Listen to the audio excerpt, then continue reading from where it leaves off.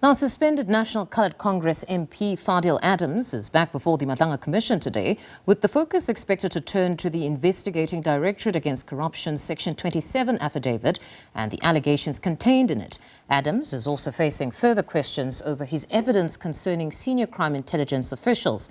For the latest on today's proceedings, we cross live to SABC News anchor Ayanda Nyathi alongside senior reporter Canny Maphanga, both at the Brigitte Mabandla Justice College. A very good morning to you, Ayanda. So Fadiel Adams will today get his opportunity, if you will, to share with the Commission the so-called inaccuracies of Ms. Drushantha Ramsami's testimony through the recording that will be heard, because we remember that he had insisted that the Commission needs to hear what were her contributions in the broader conversation that they had with IDEC members, because he maintains that he was not given the impression that his submissions were useless. There was another word that was used, that he gave them nothing, but nevertheless, he says he never got that impression from those that were seated but next to him. That's right, Mfunda. In fact, it was Mancha Rapesu, one of IDEC's investigators, who suggested that they actually got nothing when they met with Fadiel Adams to take his Section 27 affidavit. This is important because it really is at the heart of that investigation, which ultimately culminated in the arrest of those senior crime intelligence officials, including Dumsani Kumalo. And it seems Fadiel Adams believes that the version of events that were relayed to this commission by Drushantha Ramsami and Mancha Rapesu aren't necessarily accurate, and he believes that this audio recording, which is really going to form part of what we're going to hear today, will essentially vindicate him. As you mentioned, Canny Maphanga is also with us here at the Brigitte Mabandla Justice College, and she joins us live ahead of the 9:30 start time. And Canny, before we speak about Fadiel Adams, there was a lot of activity here yesterday, including the arrest of Stuart Sharnick. What else do we know about what happened since then? Well, since then, we do understand that following that intimidation case, it is, I understand it to be part of the routine where if there is an intimidation case, they do disarm the suspect, let's put it that way. And there seems to have been an exercise of that particular kind yesterday, and it started in Gauteng.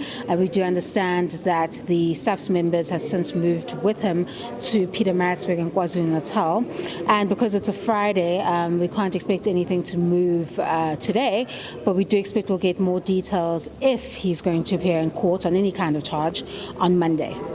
All right, we'll certainly keep a close eye on that development, but back to what's likely to unfold from 9:30 today. We know there's been a lot of anticipation around this recording, which was first introduced by Drushantha Ramsami, but Fadiel Adams believes that there's a whole lot more to it than what we heard. Yes, and I got the sense that he was intimating that the recording could have allegedly been tampered with or anything of that kind. So the Commission actually gave him the entire recording to go and mull over yesterday, and today we're going to understand whether or not his version still stands in terms of the defense he holds to his version and whether or not there were any merits to what he stated in the complaints. Because what Ramsami is stating is that there was no case, prima facie case, or anything that took the matter forward following their consultation, meaning that everything they did didn't meet the kind of threshold for IDEC to be engaged, or its mandate rather to be engaged in this particular manner.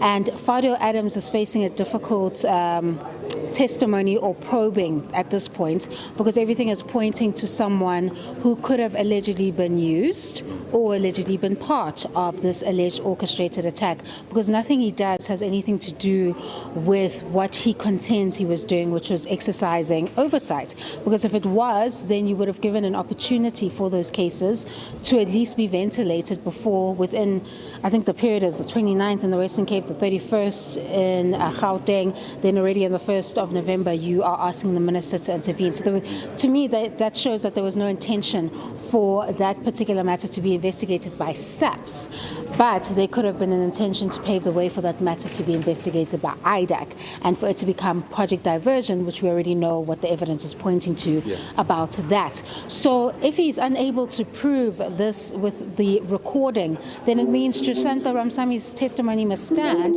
and of course it raises questions about his alleged motive motive and role in this entire saga. All right, Canny Maphanga, thanks very much indeed. There is that announcement we've all become accustomed to. Fadiel Adams is in the room for a third day on the grill, some people might say.